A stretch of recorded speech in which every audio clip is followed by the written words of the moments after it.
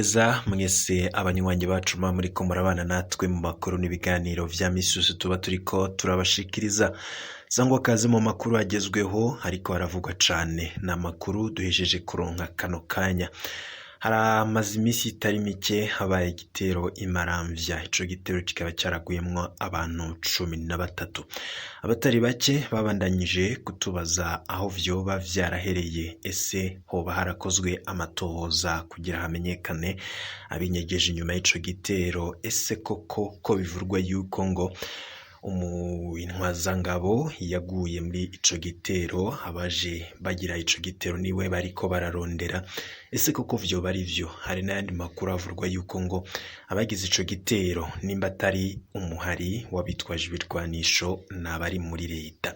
Ayo makuru yose yaravuzwe ku mbuga ngurukana bumenyi ngo kuko ico gitero carabaye ntihagira abatabara cane cane abo mu nzego z'umutekano. Ivyo vyose vyagiye bikunda kuvurwa ariko hakibazwa uyoba yinyegeje inyuma y'ico gitero. Imisi 6 iraheze habaye igitero cahitanye n'imiburiburi abantu 12 tumaze kumenya amazina ndetse n'amasanamu, twagiye tubibashikiriza amakuru yacu atandukanye. Kano kanya rero tugiye kugaruka kuri iyo nkuru, turabe amakuru mashasha dushikiye, turabe ivyakozwe n'amatohoza ndetse turabe vy'ukuri ni bande binyegeje inyuma y'ico gitero. Nizere ko niba utarafyonda kuri sabone ugiye gufyondako, kano ni akaryo keza dushizeko inkuru ucuba mu bambere bashikirwa nazo.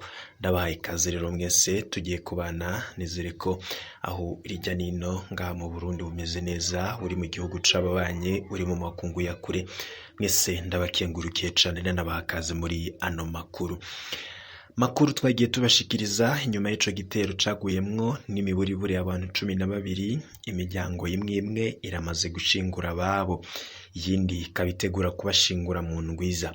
Bamwe rero mu bakomeretse baracari mu bitaro, kiretse ubutumwa bugufi cane bw'igipolisi ndetse n'ubw'umukuru w'igihugu buvuga ko ngo ari igitero c'abasuma, nta kindi abarundi babwiwe kubirabana n'ico gitero. Abantu bashika kuri 40 bo hafi yahabereye igitero barafashwe bari mu busho butandukanye bwo mu ntara ya Muramvya ndetse n'ahandi hatazwi. Abo nabo rero bakaba bagwiriyemwo abatama bahoze mu gisirikare ca kera, ntawe uzi ko abo ari bo basuma bavurwa n'inzego z'umutekano. Kubera iki leta idatanga umuco ku vyabaye? Kubera iki inzego z'umutekano zitanyarutse gutabara? Ni bande bakoze ico gitero?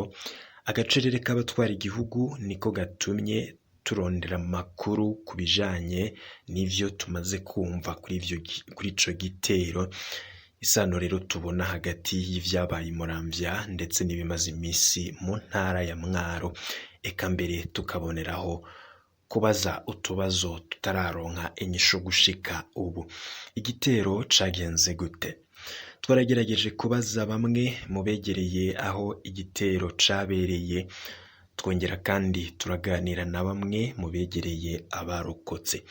Baduhaye intahe zifise ivyo zihurirako n'ibindi batavuga kumwe neza. Abo rero twaganiriye bose bakaba bemeza ko igitero kiboneka ko cari categuwe kandi ko ngo hari umuntu yoba yari arindiriwe.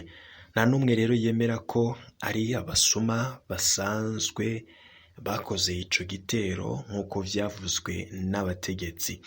Uwabivuze neza yagize ati, nimba atari abatumwe n'ubutegetsi babikoze bazoba ari abaroberi. Nimba ari abaroberi nabo turavye ibigwanisho bari bafise, abarundi ntibohendwa ngo igihugu kiri mu mahoro.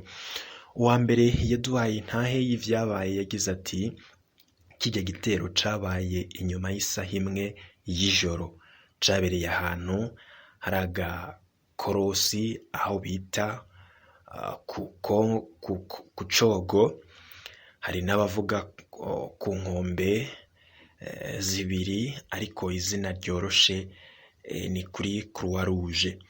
Mu bisanzwe hariho iyo bita Croix Rouge communale n'iyo bita Croix Rouge provinciale. Aho cabereye ni hafi ya Croix Rouge communale. Abateye baje n'imodoka, bari bambaye impuzu z'igisirikare. Imodoka baca bayihagarika ku kabarabara kaduga Burambana. Rirya barabara rya Bugarama Muramvya risanzwe rigabura imitumba ibiri, Burambana ndetse na Murambi, ariko harya vyabereye ubungubu uri muri Buramba. Abo bateye baciye bashira amabuye mw'ibarabara bararizibira. Bagiheza kuyashiraho niho hashika imodoka zibiri za Probox zaje zikurikirana. Vyaboneka nk'uko ngo boba bari bazi ko izo modoka ziriko ziraza. Abateye bari bafise ibigwanisho bikomakomeye n'utubido twa essence. Izo modoka barazirashe bikomeye baca baraziturira. Vyaboneka ko umengo bakeneye kwica abagabo, ngo kuko haba muri Probox ya mbere haba no mu ya kabiri hose abakenyezi barashoboye kurokoka, kiretse ujya mwana wa koroneri yatuririwe hamwe na se. Abagabo bo muri izo Probox baraturiwe barasha baratokombera hamwe n'imodoka. Irya bisi ya Volcano yaje inyuma gato y'izo Probox. Amasase rwari urutavako, kandi yaramaze umwanya utari muto nk'iminota 30. Vyari ibintu biteye ubwoba rwose. Hariho amakuru tutashimye gutanga mu vyo twahawe n'uyo muntu, kuko ngo yoca amenyekana bikava bimukwegera. Uwa kabiri yegereye aho igitero cabereye yatubwiye ati havugwa ko haje abantu n'imodoka ihagarara aho bita ku Cogo hafi ya Croix Rouge, haca havamwo abantu ica iragenda. Haheze akanya niho haca abatamakazi bavuye ku rubanza batashe aho bita Nyamugari, ni Agasu Oline ka Murambi. Bahasanga abantu benshi n'impuzu z'igisoda n'iz'igipolisi, baca barababaza iyo baja, baca barabirukana ngo nibatahe. Inyuma haje moto isanga bariko bashira amabuye mw'ibarabara. Barayihagaritse, hama aravye abona bambaye impuzu z'igisoda, mugabo benshi bambaye ibirato bishaka kwera ariko bimeze nk'ivy'igisoda. Aca ariruka. Yarenze gato aca yumva inkoho, niko kuguma ahunga. Ico twumvise nuko abo bantu basa n'abarondera abantu bari muri Probox, kuko zo baciye baziturira. Nayo bisi ya Volcano barayirashe ariko iyo ntibayituriye.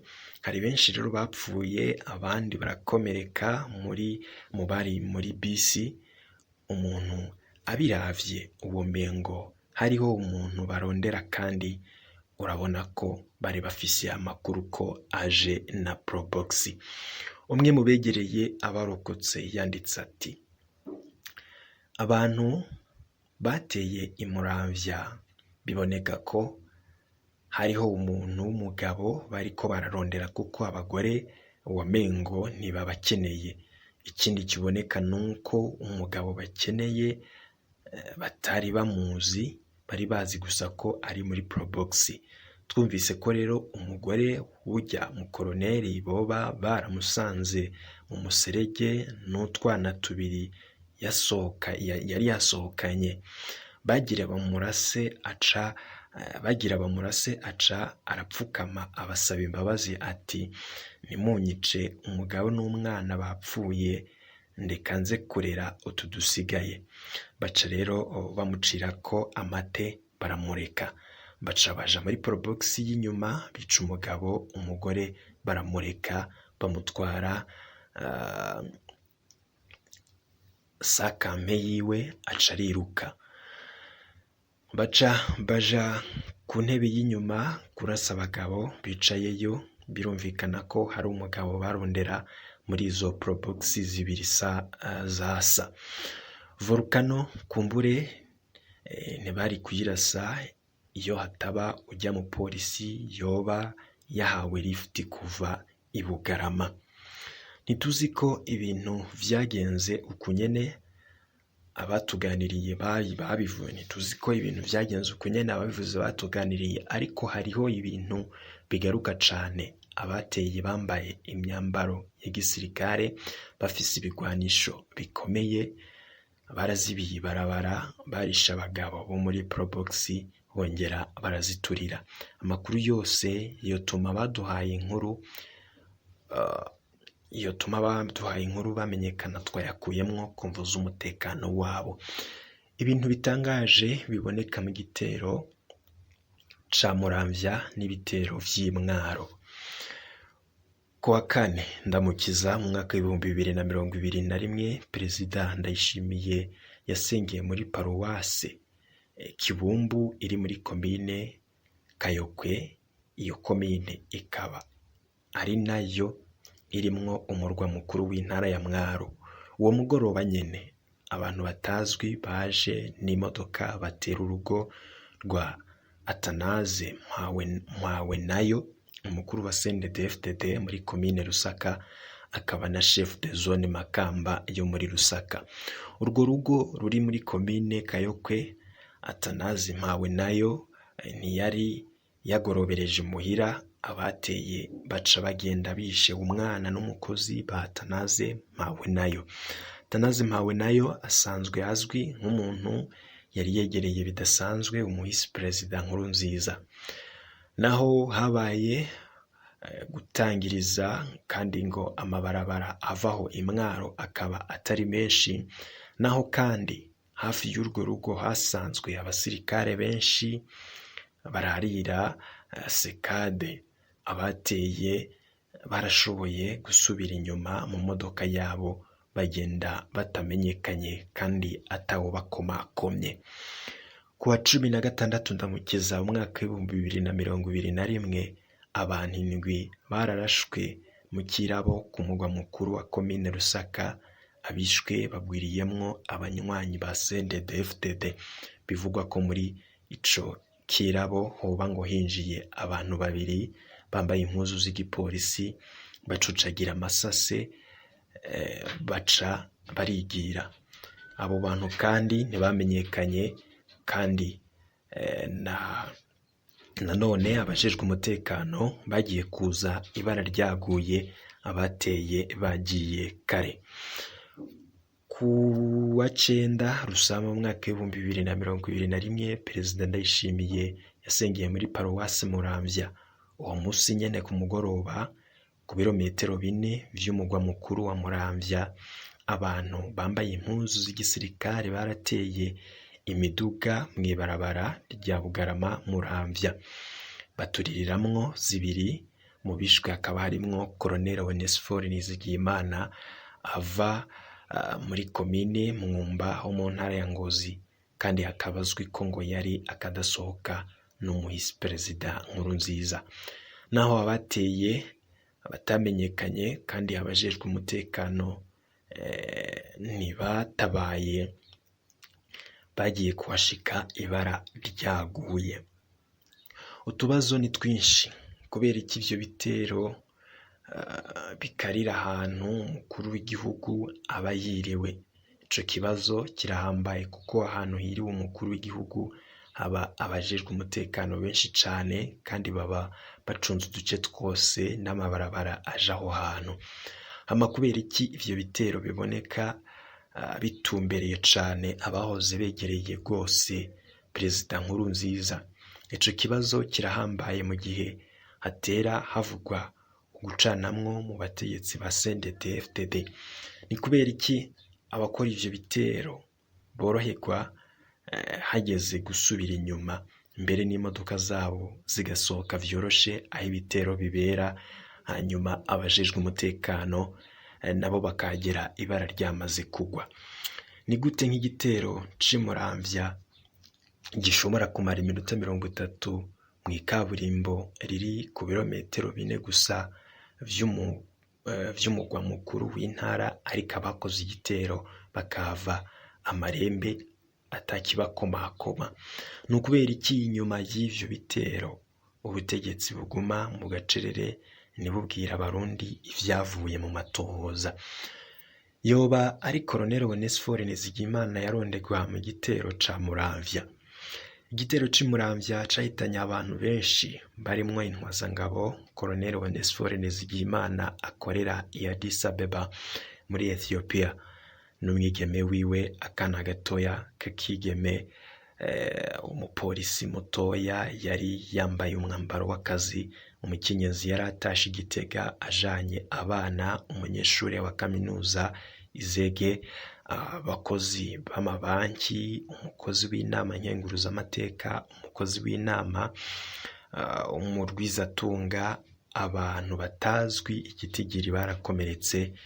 Muri abo bakaba barimwo intwazangabo mu gipolisi isanzwe iri mu bacungera umukuru w'igihugu, komiseri Prime Niyongabo batazira Tane wo muri API, akaba yari amaze iminsi mu bitaro vya gisirikare mu Kamenge. Ni ibintu biteye ubwoba n'agahinda. Umuntu aravye ico gitero uko cagenze, biboneka ko ngo hari umuntu w'umugabo yoba yararondegwa muri Probox. Probox y'imbere yarimwo Colonel Onesphore Nizigimana n'umuryango wiwe. Colonel yarishwe n'umwana wiwe, ariko umukenyezi n'abana babiri barakomeretse ntibishwe. Probox ya kabiri nayo nyene abagabo barimwo barishwe, umukenyezi yarimwo baramureka arahunga. Izo Probox zose zaraturiwe co kimwe n'ibiziga vy'abazipfiriyemwo.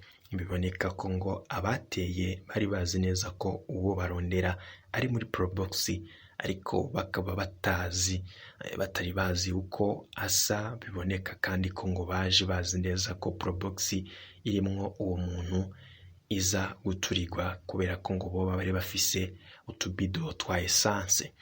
Nimba kuko uwarondegwa yari Colonel Onesphore Nizigimana, ni bande bari bazi ko ari mwikonje mu Burundi? Ni bande bari bamaze iminsi bakurikirana ingendo ziwe kandi bakamenya neza ko atuzi Igitega muri Probox? Ni bande bari bakeneye kwikura ko intwazangabo ivugwa ko yari Somambike wa Perezida Nkurunziza? Umuntu adasanzwe akorera mu Burundi, abari bamukeneye bashobora kuva mu ruhande rw'ubutegetsi rutamukunda, canke se kubakeba biteze kumusubirira i Addis Abeba muri Ethiopia. Urupfu yishwe rurasa rwose n'iyicwa rya General de Brigade Atanazi Kararuza muri Ndamukiza muri 2016. Aho rero birashoboka ko urupfu rwiwe rwoba rwateguriwe mu nzego z'igihugu, nimba koko ari we yarondegwa. Igitero ca Red Tabara, ese koko vyoba ari vyo? Mu makuru ya RPA, inyuma y'igitero haravuzwe ko mw'iperereza ry'u Burundi bagiriza Red Tabara ko ariyo yakoze igitero c'Imuramvya. Ku ruhande rumwe biratangaje ko Red Tabara itigeze yemeza canke ngo ibeshuza ayo makuru. Ubundi iyikoze ibitero Red Tabara iravyemanga, ariko ubu yagumye mu gacerere, aho umuntu yoshobora kwibaza ko atari Red Tabara. Ku rundi ruhande kandi, kuba yaranumye kandi izi ko iriko iragirizwa, vyoshobora gusigura ko ariyo yakoze igitero, ariko hakaba habayemwo ivyo itari yiteze, ica isanga itovyemanga. Muri ico gihe umuntu yosigara yibaza impamvu Red Tabara yoba yateguye kwica umukoloneli adasanzwe ariko arakorera mu gihugu, be n'uwuzoba yarayifashije kumenya amakuru yoba yarayifashije kumenya amakuru yose ajanye n'ivy'uyo mukoroneri. No ngaho rero naho yoba Red Tabara yabikoze, abayihaye amakuru ngo bo bishoboka ko bazoba bari mu butegetsi. Ikindi coca kiboneka ibaye ari Red Tabara yabikoze nuko izoba iri mu gihugu kandi ikaba iriko irakomera ku rugero rwaho ikora ibitero bikurikirana inzego z'umutekano ntizishobore kuyibuza no gufata ababikora. Ikindi twashoboye kumenya nuko mu bishwe hoba harimwo abashobora kuba bari basanzwe begereye Red Tabara, none iyo yiciye abanywanyi Red Tabara yo kwicira abanywanyi gute? Nta nyishu dufise kuri utwo tubazo. Ikiroberi gishasha citwa Rapada Army naco kiravugwa nga mu Burundi. Inyuma y'ibitero harabonetse umurwi usa n'uwiyemerera ko wakoze igitero ca Muramvya ubicishije ku rubuga rwa Twitter. Uwo mugwi uboneka ko wari wamenyesheje ko wimirije gukora ibitero kuva itariki 2 za Rusama mu mwaka 2021, mbere uranerekana amazina y'abawutwara. Ntituzi neza koko amazina yanditswe ari bene urwo rubuga rwa Twitter, ariko amatohoza yakozwe n'umumenyeshamakuru Emile Nibasumba wa RPA yerekana ko ayo mazina ari ay'abakozi b'iperereza ry'u Burundi, bamwe bari mu Buganda, abandi bakaba bari mu Burundi, bari mu Buganda Murantunga, abandi bakaba bari mu Burundi. Ibi biri muri iyo nkuru bibaye ari vyo, iperereza ry'u Burundi rizoba ririko rirashiraho ikiroberi atawuzi neza intumbero yaco, ariko kandi ntibuzoba ari ubwa mbere iperereza ryica abantu kandi rigashiraho ikiroberi rifise intumbero yo gufasha abatavuga rumwe n'ubutegetsi. Abarundi rero baracibuka ibara ryaguye mu Kirabo chez les Amis, ni mu Gatumba muri Nyakanga umwaka w'2011, aho iperereza ry'u Burundi ryaciye rinyarutsa kwagiriza Agathon Rwasa na Alexis Nduhije, ariko ngo mu nyuma biza kuboneka ko igitero categuwe n'iperereza ry'u Burundi. Mbega hoho abari mu Burundi bavugwa ko ngo bari mu barongoye Rapada Army ngo boba batumye ko barasambishwe n'iperereza nk'uko bigenda ku wundi mugwi wese yiketswe mu bukozi bw'ikibi, canke se bari ku kivi nyene c'iperereza ry'u Burundi. Ivyo ni bimwe mu vyo twabashije kumenya, ariko no mu bindi tukazobibashikiriza. Ndakwibutse ko ngo hari amakuru yagiye akunda kuja aravugwa ko habaho kwinyegeza kw'abakorera iperereza bagashiraho ikiroberi mwene nk'ico, canke se imigwi y'abantu ivuga yuko igwanya leta ariko ko itari y'ukuri, ari ukugira gusa isamaze abantu babone ko batagize uruhara, ahubwo hari imigwi yindi yabigizemwo uruhara, nyamara bobo bazi neza ukuri vyose ari ugusamaza ndetse no kunyegeza amakuru y'ukuri kugira abantu bataraba canke se ngo bakurikirane ibiba biriko biraba mu iperereza.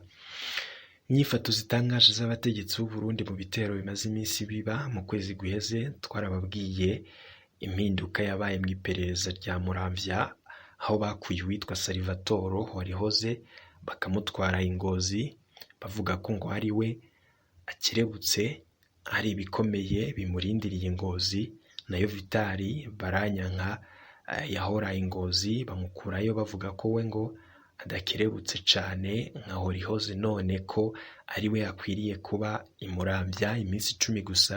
Inyuma y'iyo mpinduka Muramvya yaciye itegwa, ubwo abakuyeyo Horihoze avugwa ko akerebutse nta kintu kinyegeje bari bazi. Ibitero vyo muri Rusaka ndetse na Muramvya vyabaye bikirangira bukeye harafatwa indiri z'abatavuga rumwe n'ubutegetsi na cane cane abanywanyi ba CNL bene abahoze mu gisirikare ca kera ex-FAB, mbere bamwe n'abatama. I Muramvya haramaze gufatwa abantu bashika 40, bamwe gushika ubu ntawe uzi iyo bapfungiwe. Abo bose bafashwe mu gihe abategetsi bo hejuru bariko barandika ko igitero cakozwe n'abasuma. Aho rero ntawe uzi ko iyo mirwi bafatamwo uwo bashatse boba basanzwe iyo bisanzwe igizwe n'abasuma. Hari n'abasore bafashwe mu gihe bari biriwe mu birori vyo gutora diplome, none kugeza ubu ntawe uzi iyo iperereza ryabajanye. Vuba tukazobagaruka ko mu makuru yacu ataha. Yindi nyifata itangaje y'ubutegetsi ni itunganywa ry'ishingurwa ry'abaguye mu gitero muri komine Rusaka. Ubutegetsi bwateguye ingene abishwe bashingurwa hamwe n'abashingurwa co kimwe. Abategetsi bo hejuru baravyitaba, baranavuga amajambo, naho yabaye amajambo y'iterabwoba ku batavuga rumwe na CNDD-FDD. Inyuma y'igitero ca Muramvya ho abategetsi siho bari, imiryango niyo itunganye yonyene uko ishingura abayo. Bamwe baramaze guhambwa muri ino ndwi. Iyindi miryango iracitegura. Vyose biriko biba mw'ibanga ntangere, nk'uko umengo leta ntishaka ko ivyabaye bivugwa. Ni gute rero ibintu biteye agahinda nka kariya igitero kiba, abantu ntibashobore kumenya ivyakurikiye mu nyuma. N'imiburibere abantu 12 barishwe. Imiryango imwe imwe yahawe iminyota gusa, kuko ngo ababo bahiye baratukombera. Abajijwe umutekano 2 n'imiburiburi barahasize ubuzima. Abana barishwe. Ni gute leta iguma mu gacerere mu bintu bikomeye nk'ivyo, ntiherekeze ishingurwa ry'abapfuye, ntinavuge ijambo, hanyuma ngo leta mvyeyi kandi itagira impuhwe. Igipolisi caherutse kuvuga ko hapfuye abantu 8, ntikirasubira kuvuga ivyabaye. Ubu ibihuha nivyo vyiganje mu gihugu ku bijanye n'ico gitero. Vy'ukuri abategetsi b'u Burundi bariko batunyegeza iki? Ngico ikibazo gihambaye.